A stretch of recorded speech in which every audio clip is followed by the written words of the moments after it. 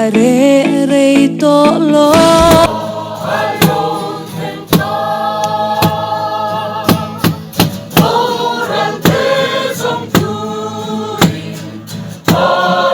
yang sandang tujuh mati baik turing dom tapi di panamu saing di soi beangmu dan oneng sung song neja dan mare namai ensu domila kan hidupnya orang bezong turi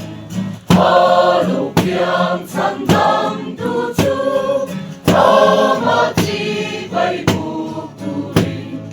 yang daging di panamu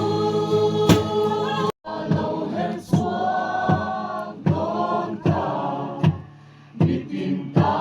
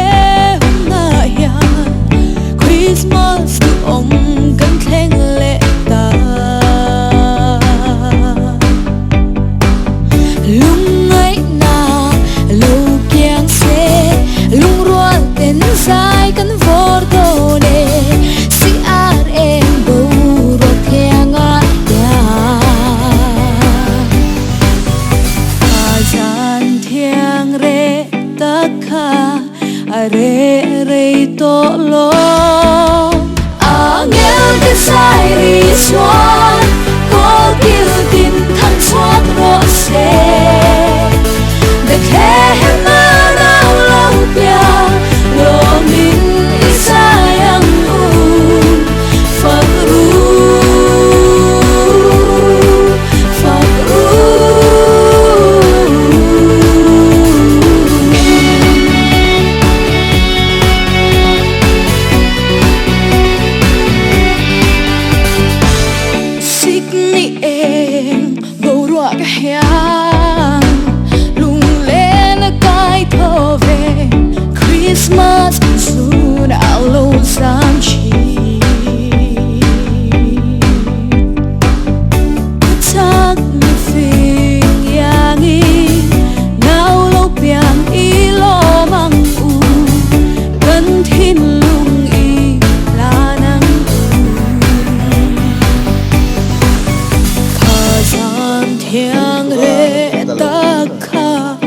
lệ rây to lo